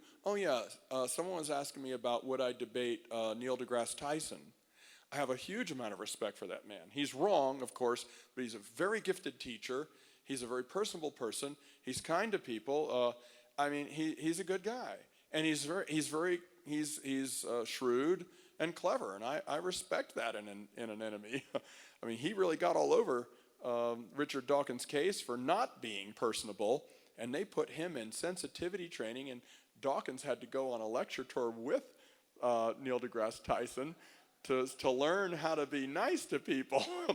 Because Tyson ranked all over Dawkins at the Beyond Belief Atheist Conference in Austin, Texas about 3 years ago, and I saw the YouTube video of that. He really let him have it. He said, "You're a very witty and clever person, but you are making us all look bad. You're mean-spirited." This is Tyson talking to Dawkins. "You have got to stop that. You're making us all look bad." I actually have a picture of that panel discussion up on the wall in my science lab right now. You know, I always tell students that story is. So anyway, I don't know. I wish Dawkins would get saved. You know, he's not really, of all the evolutionists, he's not very smart. He's not shrewd, he's not clever, he's not very knowledgeable either. He's not bright at all. I can't respect him intellectually, but they've slapped him up there because he's rude, and they need someone who's rude. Anyway, I'm sorry, I got off the subject again. Let's continue. There you go. This is just horizontal variation. No new information. It's just changes in the numbers of the ones who already have the trait. Horizontal variation. It's natural selection from existing genes. Also, it's true about the moths.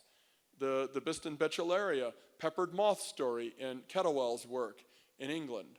It's also true about insect resistance. Francisco Ayala, you might have heard of him, Scientific American, said in 1978, Insect resistance to a pesticide was first reported in 1947 for the housefly, Musca domestica, with respect to DDT. Since then, resistance to one or more pesticides has been reported in at least 225 species of insects and other jointed leg things, arthropods.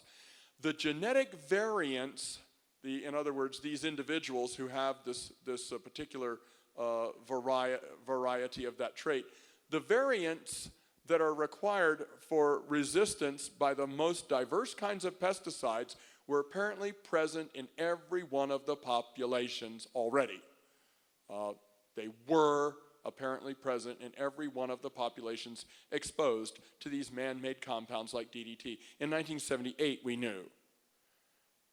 But didn't that textbook say we should understand evolution? It's important to understand evolution because if we don't understand evolution, we won't understand the evolving of resistance to antibiotics in bacteria, resistance to pesticides in insects. It's not true. It's not true. It doesn't take a genius to see this. I have a gift from God of teaching. So what I am doing is I'm showing you the stuff, and I'm not tricking you. I'm not just lining up all the cherries and making it look good, like that little line of frogs. What happened to the frogs? Where do frogs go? Little line of frogs, they all look natural there. Anyway, this is the true stuff. This is real stuff. And by the way, Wes, let's leave this presentation on the desktop so anybody can get it and get these citations and these quotes. Oh, I'm not finished with my presentation yet. Okay, they told me I could go till midnight, right? Okay, and Ed here tells me that the Perkins is 24 hours, so we'll go eat something after that. Okay, here we go. And this, how many have ever seen this before? Yep, I could do a whole presentation on this. Man, the stories, the things. This is also just natural selection, whether it's a drought year or it's a rainy set of 7 years. It's just horizontal variation. Once the drought conditions are over, the numbers of birds with short and long beaks returns to a different equilibrium. That's all. Little baby birds are being born every year with big beaks and little beaks. It's just the big beaked ones survive better in the drought times than the little beak ones do because they can crack open seeds from last year and eat them. And this is not a good seed cracking beak. It's great for catching bugs flying through the air and when there aren't mud puddles or bugs that lay their eggs and all that. Anyway, it's just natural selection. I had a professor at University of Tennessee, Knoxville, say to me, well, Dr. Jackson, some of those beaks were seen to, they must have been little stumpy ones, seen to increase in length by 13 times longer in 20 years. I said, well, sir, do you really believe evolution could work that fast, that in 20 years, mutation could combine with natural selection to do that? And he went, oh, well, no. Evolution's supposed to take millions of years. I said, well, then this isn't evolution, is it? If it could happen in 20 years, just natural selective breeding could do it. And then and the beaks all return to normal after the drought is over. This has been observed by Peter and Rosemary Grant on the Galapagos Islands in their study, the beak of the finch. I was going to say the beach of the fink. Anyway, the beak of the finch. Yeah, it's a Spoonerism there. Back to the biology textbook. What did it say? Oh, yeah, we got to understand this stuff because, they mentioned about Rosemary and Peter Grant. It was their research on the Galapagos Island and the finches shows the effects of directional selection. The Grant's data also show how competition and climate change affect natural selection. The work does have limitations. For example, while the Grants observed changes in the size of the finches' beaks, they did not observe the formation of a new species. I'm sorry, I thought the theory was called, the frogs are back. Because they're trying to really freak me out here. At least they're not all looking at me. That's going to happen next, isn't it? Or they'll be over here next. And I'll start to think that I did lose a little oxygen on the plane. Yeah. Okay. They did not observe the formation of a new species. I thought the theory was the origin of species. And not just species, the origin of classes, of orders, of phyla, the origin of the phyla. the origin of the subphyla, the origin of the kingdoms of living things. You see, it's the origins of all things, not just species. That definition of species has been so blurred and grayed now, it can apply to anything. It's ridiculous. And so now they'll say, look, speciation has occurred. And many creationists will say to me, well, we have to give in and say speciation has occurred. No, not real speciation. Don't forget that the word species was invented by Carolus Linnaeus, a God-fearing, Bible-believing Swedish botanist who invented the entire binomial naming system, like Homo sapiens for us, Didelphinus virginiana for the possum, Rattus rattus for the Norwegian black rat. Some of those scientific names are easy. I don't know, Quercus alba for white oak trees. Canis familiaris, Canis lupus, which are probably really the same species. Canis familiaris is a dog. Canis lupus is a wolf. How many ever heard of a wolf dog? Wolves and dogs can have puppies together, therefore they're the same species. When I was in college, we were taught that was the definition of species if they can breed together successfully. And the Bible says kinds reproducing after their kinds. Dogs, jackals, coyotes, dingoes, and wolves, and maybe even foxes, we're not sure, are all interfertile. That should be the same species. Canis canis or something, that should be called the same species. But no, don't forget that National Geographic issue used the variation within dogs as proof of evolution. As proof of evolution. Yeah, and it isn't. If evolution wasn't true, that could still happen, and it would still happen. If evolution wasn't true, now I'm getting conflict from the two leaders here. When am I supposed to end? Oh, question and answer. Okay, I'll try and get through. As you can see, I've made my 3 points, so I'm wrapping up. All right, here we go. Richard Feynman said, science is a long history of learning how not to what? Fool ourselves. I think if you really, really want to believe something, it doesn't take much to convince you. And that's what's happening to our evolutionist friends. I used to believe in evolution. The day I got saved, I stopped believing in evolution. It just happened to me. That was part of my Christian, spiritual, supernatural, born-again conversion. I just instantly, evolution fled from my belief system. I was like, wow, scared me to death. Because I had no idea that could be pulled out from under me so quickly. I met the maker. I knew evolution couldn't be true. And it scared me, because what else isn't true, But I used to believe in evolution. I know what these people are thinking and why they're so inculcated, so baptized, why they put so much hope, faith, and trust in this theory. I was there. I've been there. I've thought that way, believed that way. But then when, like that Laciola guy said, I was angered when I first realized evolution might not be true, because everyone had always said it was. Everyone always said it to me it was, and I was going for it. Well, okay, fooling ourselves. And here's that part from that original we looked at the beginning of the National Geographic, talking about how there's no better or more immediate evidence supporting the Darwinian theory than this process of forced transformation among our inimical germs. Inimical germs, yes. And then that was 2004, but look at what National Geographic said in 2010 in the letters to the editor. In a world full of shrill voices and agendas, we at National Geographic are committed to an unbiased presentation of facts. I don't think they're liars. I think they're self-deceived. Yeah. So pray. The world is getting darker and darker, not just more wicked and sinful. They're going nuts. They've lost their minds. They can't think anymore. This whole science isn't a search for the truth. It's a discussion. This whole postmodernistic thinking thing is a ridiculous trap. It's that little train that goes around a tree and around and around and around. A discussion never goes anywhere, and it can't. And it's considered immoral to have conclusions in science now. Evil, even.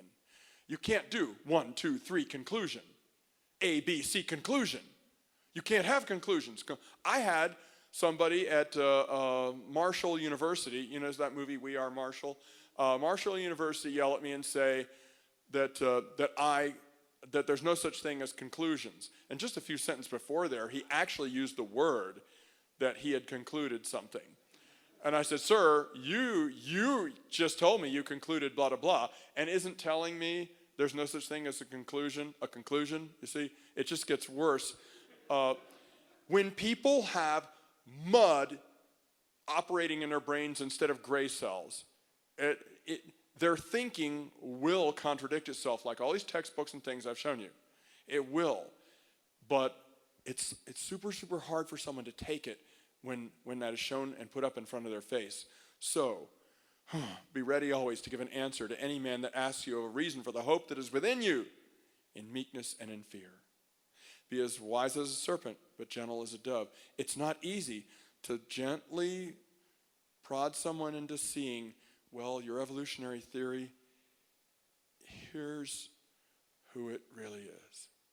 Luke, I am your father. You know, it's a little hard to take that kind of news, and it is hard for them. I know it's a shocker, a world rocker for them. So pray for wisdom when you're talking with people about these things. And don't hit them over the head with everything right away. Ask a few God-guided questions. Jesus said, when you are brought before the synagogues and the magistrates and the rulers, think not what you ought to say, but in that hour the Holy Spirit, the Holy Ghost will teach you what you ought to say. That's how I win the debates. That's how I talk to unbelievers. You must be not in an attitude of prayer. You must be in a state of prayer to be effective these days. You must have, let's not just let the Pentecostals have the Holy Spirit, okay? You must have the Holy Spirit of God connecting with you when you are speaking as the oracles of God, as the Bible commands us to do. You must be in intimate connection with the mind of Christ, with our Father God, like you're in your jammies, kneeling on your bed in the dark alone. You have to be in intimate connection with God. You've done this with friends who are hurting. Maybe they lost a spouse or a parent or a child, or it's a child who their dog got run over by a car. That's a big thing for a little kid. Or if one of their, oh my gosh, there's a big one now. They're growing.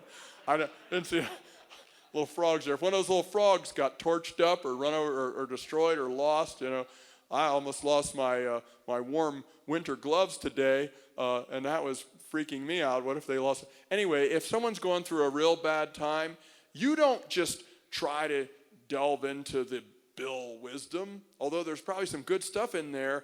When it's a real life and death situation, Bill needs the God wisdom, and that God can speak through Bill. And that's what you do when someone's really going through something. And that's what you need to do to help speak the word that will pierce the darkness and get through to the center of someone's brain where logic still exists, where there's still logic. Okay, I could do the nylon-eating bacteria, but let me just say there's no such thing as nylonase.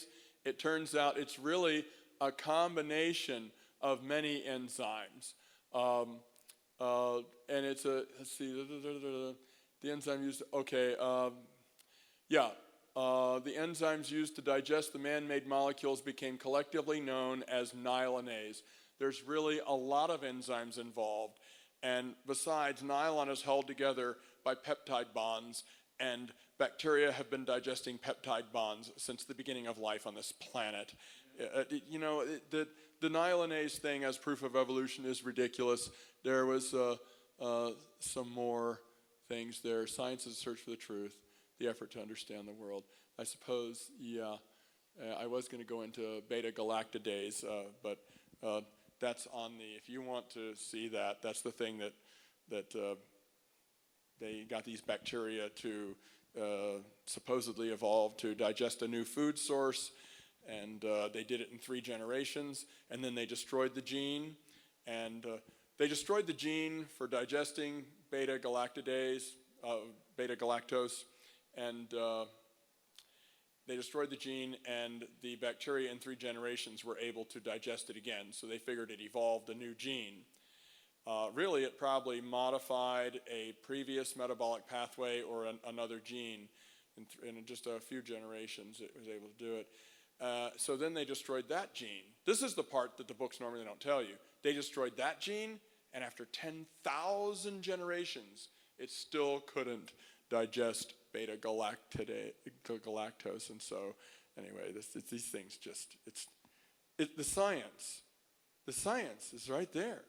It's just, they don't tell you all the pieces to the story, which is what I've tried to do with you tonight here. Okie dokie, yes, and now maybe we can go to question and answer period, and I'll probably not depend on my PowerPoints because I'll want to try and give very short, succinct answers. So if you ask a short question, I'll try to answer a real short answer.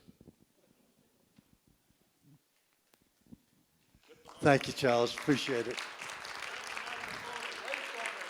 Yeah. I got to take this microphone, man. You'll keep going on all night. Great stuff. Good job, too. You know how to hold an audience. I must commend you. Mm-hmm. So I hope you hold your classroom that well, too. Hey, we're ready for questions and answers. Answers by him, questions by you. Anything you might have read in National Geographic or Omni or Discover, seen on the Animal Planet or History Channel, anything you heard a teacher or professor say that made you go, oh my goodness, evolution could be true? That's the question. That's the one I want you to ask. And if I don't know the answer, I'll just tell you I don't. You know, you're not going to embarrass me. People try that all the time. Did you? Yes. Are you going to play? Oh, they've got a little. This works. Yeah, got to come to the mic. There's two microphones. So why don't you just make a line? And I told you I know it's late, and so and I want to have like I don't know an omelet or something. So so I'll try and make my answers quick. Okay. I ended up hearing about an article, about some fish that are coming out of the Great Lakes, around Chicago, and they seem to be thriving.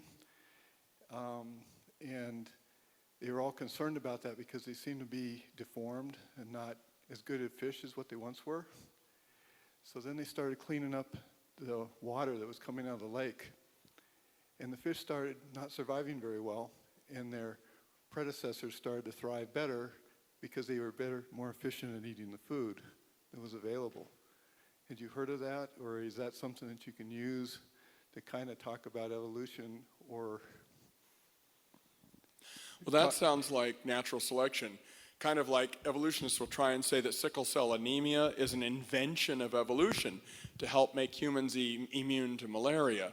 Again, it's the loss of information and why the malaria parasite can infect. So maybe these mutated fish were able to survive better in polluted water, but in natural water, the healthy or normal fish survive better because they're designed better than the mutated fish. That's all. I haven't heard of this study, but that's would be my take on it.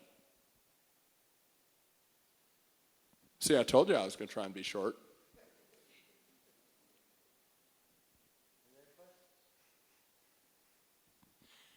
Really, this is your chance. Yeah. Oh, come to the microphone. There you go. Come on down. Come on down. This is your chance to ask any question that's been bothering you, or you wondered, what do creationist scientists say about this or that or the other? Or what do evolutionists say about this or that or the other? I'll answer your questions. You may not be able to answer this. My wife suffers from Lyme's disease, and there seems to be a reluctance for the doctors to treat it with antibiotics. Well, yeah, that's because of this evolutionary teaching.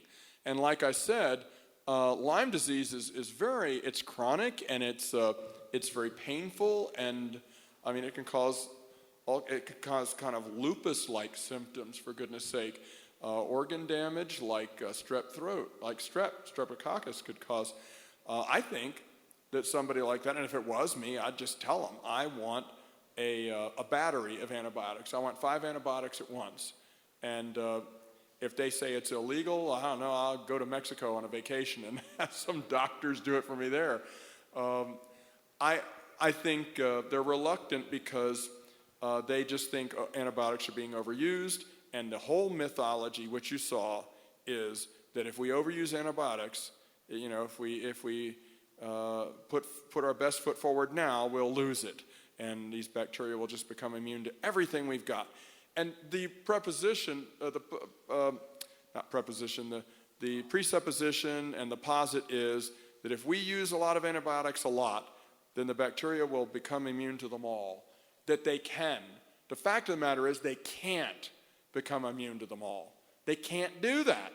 And so they're holding back medicine that could help your wife because they've been educated to say that we just shouldn't use antibiotics that much because then none of them will work anymore because bacteria are endlessly able to continue to become immune by evolution, immune to our medicines. And that's just not true. But this is the way we're operating now. So, yeah, I think if I was you, I'd just, antibiotics aren't going to kill her. I would just ask them to give her multiple antibiotics. And it may be that the Lyme organism is immune to one of the antibiotics or is becoming, we're seeing immune individuals surviving and breeding and expanding in the population to a particular antibiotic, but they're, hit them with a whole bunch of antibiotics and kill them all, that are in her body. They can't all be immune to all of the antibiotics, but there might be a portion of the population that's immune to one antibiotic or two antibiotics. Well, anyway, I'm not a medical doctor, so I can't really give medical advice ethically. But as a science teacher and a student of science and also studying this philosophy of evolution that has gotten into our medical thinking, if it was me, I'd just tell them, give me antibiotics. Hey, you're my doctor, I'm paying you, give me antibiotics. Why not? Go get another doctor, get a second opinion. Yeah.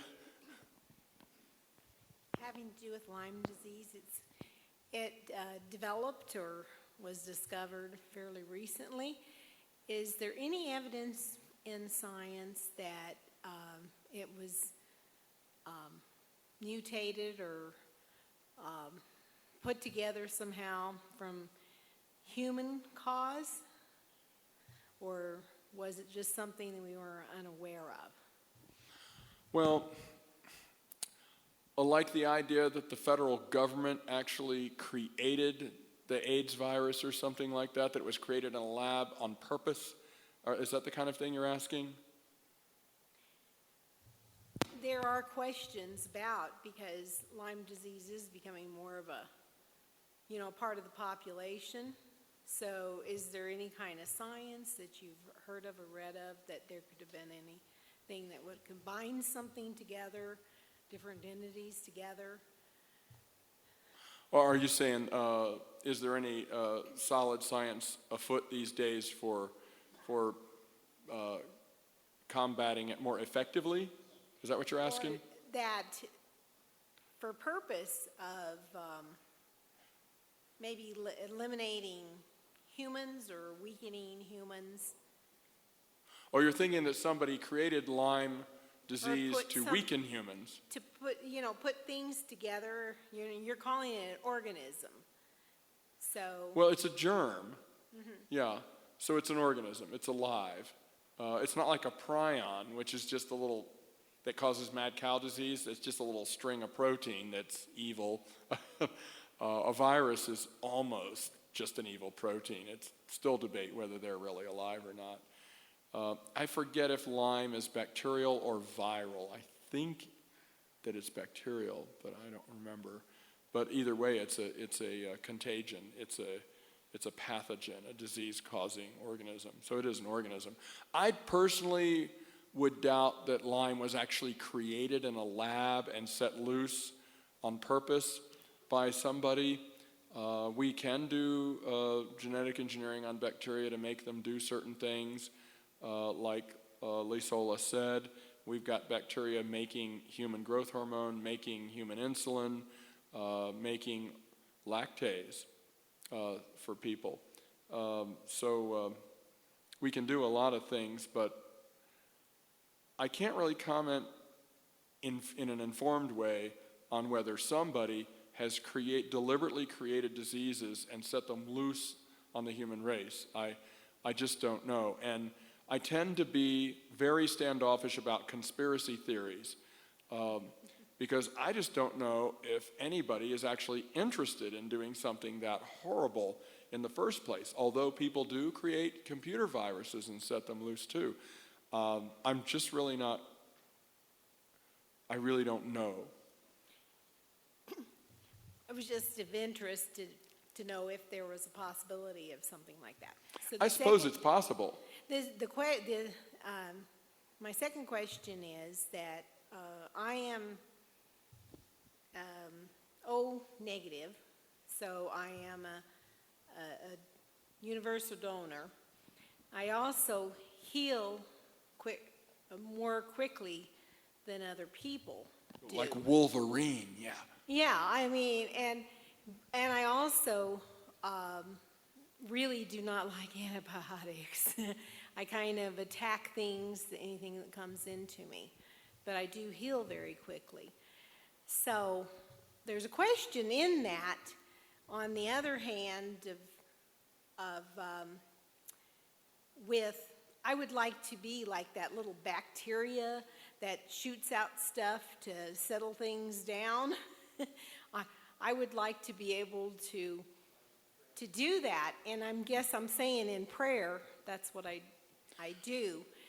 So my question is, as you're being a scientist and a man of the Lord, when it comes to prayer and the power that God gives us in the healing of our bodies and praying for one another, is there anything, you being who you are, that would be a real, because I've been blessed, I'm sorry I'm taking long. Well, I just don't know what your question is. By your ability to talk and encourage us to talk about the Lord and His saving grace. Also His physical wanting to strengthen us and make us strong in this world that is getting really dark. I would just appreciate you speak. My question is, how do you feel about that physical with the spiritual? Interfacing. Thank you. That's what, yeah. Well, and you're asking how I feel, so that's my opinion, okay? I'm going to give you opinion. Albert Einstein said there are only two ways to look at the world, that everything is a miracle or nothing is. And so I'm kind of thinking, if you're saying, well, you know, the physical, I've got such good DNA for being immune to diseases, and I fight diseases and I heal so well. There are people that have physical gifts they're born with. Fast twitch muscles, they make great track runners. Slow twitch muscles, they make good weight lifters. You know what I mean? Everybody's got different genetics. It all comes from Adam and Eve. I think my personal feeling, and the older I get and the longer I think about this, is that it's a really artificial thing to separate the physical from the spiritual. I think when a baby's born, it's a miracle. You could just call it genetic recombination and a zygote being fertilized if you want to, but I think that's a miracle too. I'm trying to think of another good quote for that, because if I quote somebody else, it might work better. I don't think there's that much of a difference between the physical and the spiritual. After all, the entire physical world was born out of the breath of the spirit that Jesus said God is. God's a spirit, and those that worship him must worship him in the spirit and truth. The entire physical world was birthed out of the spiritual world, out of God, because before him, he made all the physical world, there wasn't anything but the spiritual world. I think it's an artificial separation. Now, as far as you praying for someone and trying to confer your wonderful immune system on them.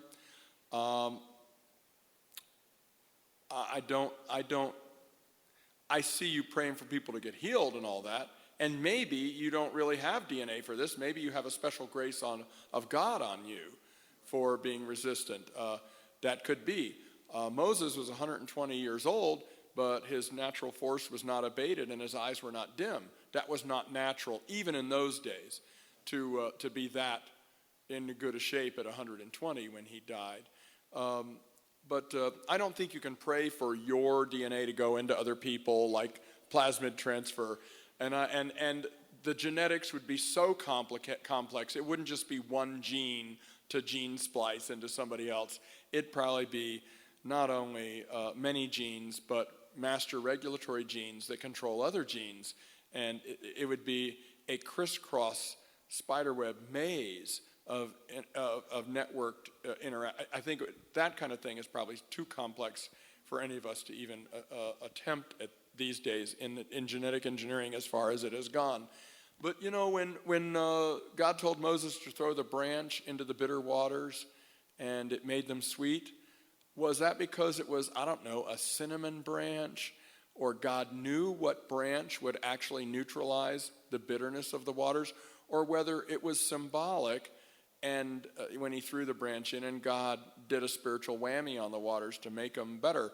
I don't know, but I don't know that God sees much difference in it. You know, all these herbs and things that we can use for medicines. Luke was a doctor who was well schooled in the current state 2,000 years ago of the medical profession. I'm sure he used lots of herbs and things. Take a little wine for your stomach. Who was it that was Leah and Rachel, Rebecca, for the mandrake roots were supposed to help with fertility. Whether they do or not, the people knew that herbs and roots and things contain medicinal value to them. But if somebody is like a man from my Sunday school yesterday had a stent put in his heart, and we were all worried about him in Sunday school on Sunday. He thought it was his gallbladder. We were praying for him, and he's gone in and out and up and down and about whether he needed a stent or not, and they finally put one in, and we're all praising God he's all right now, and they're sending him home tomorrow. Pretty cool. But can God work through doctors' hands? I think that's a miracle. I'll accept that. If I have a headache, I'll take an aspirin. If I don't have an aspirin, I'll pray, you know. But once I've taken aspirin, it still hasn't gone away, you know. I don't know. Doing things in the physical is where we actually live. But we're called to be born again and to be children of light. And we just do everything we have.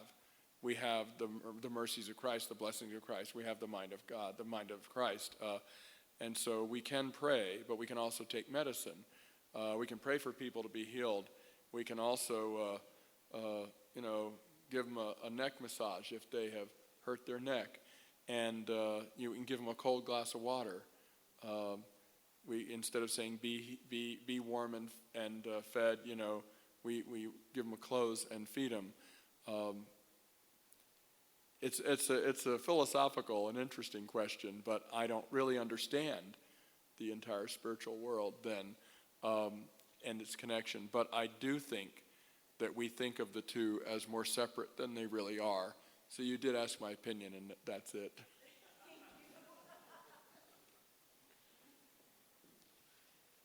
See, I told you if you asked me a short question, I'd give you a short answer, but you asked me a long question. Oh, and it was a difficult one, too. The good news is this is not a question, just a statement that you really helped kind of connect. I should have written this, and then you could read it.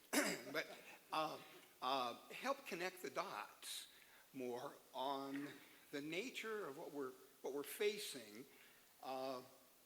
The enemy of our soul, his greatest goal basically is to destroy the pinnacle of God's creation and to snatch us away from God and to keep us in the pit of hell for eternity.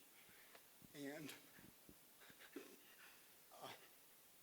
I appreciate the time that you spent talking about, the end result of the belief in evolution and how critical that is. Just essentially tying together the cause and the effect.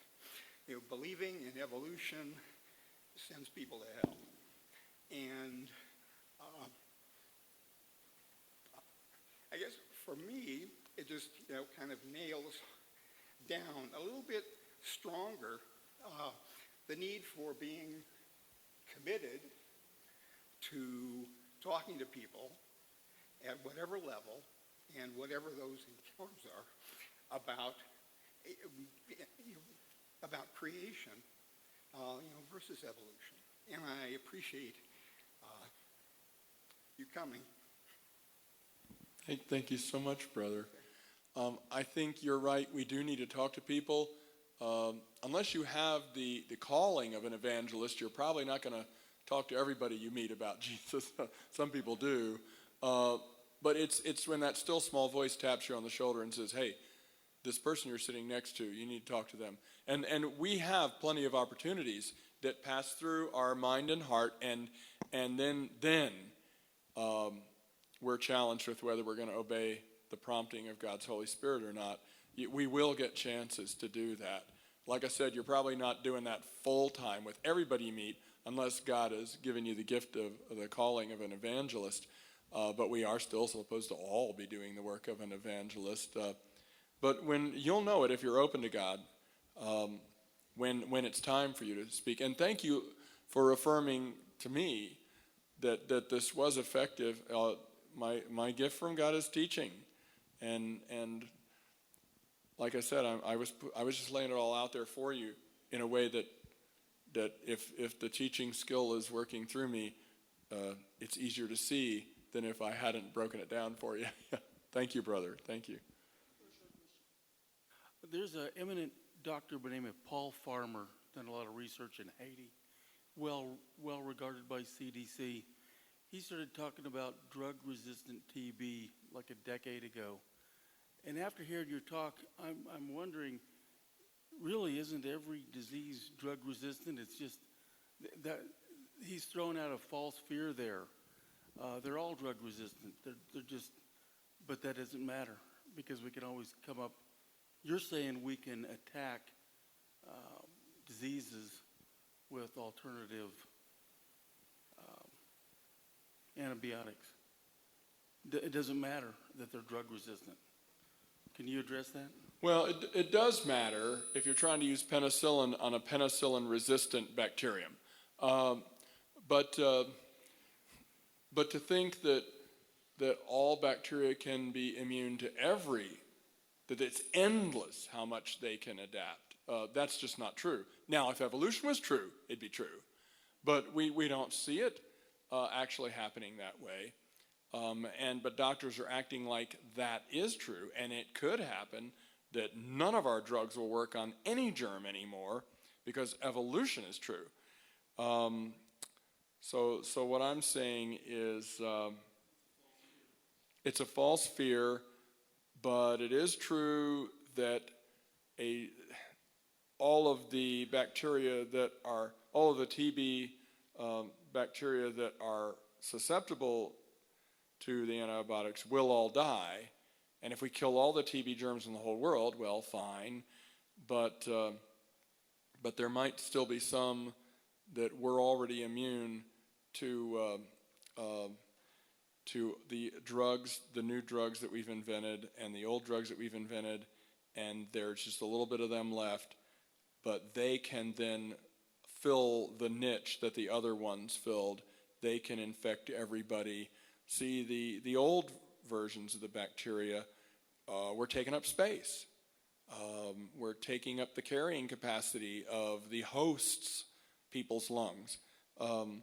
And when they're all gone, it allows the remaining strain to expand out into the environment, into the potential living spaces, people's lungs. And so although you're not really creating a superbug, you're giving the immune strain a chance to have no competition once you've killed all the non-immune ones. There is some logic to it, but they think it's endless. Like I said, if you just gave everybody a battery of multiple antibiotics, it should take care of every germ and every bacteria that's in them. Whether they were immune to some of them or not, they won't be immune to all 5, for instance. Yeah.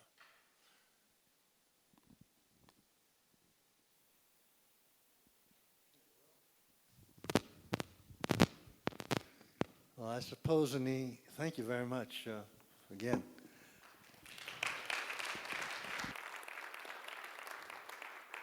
So Phil Budd's not here tonight. He usually brings all the refreshments, but I understand we still have some. Bill and whoever, all right? We appreciate that. So don't forget the refreshments downstairs. If you have a few minutes, partake of that.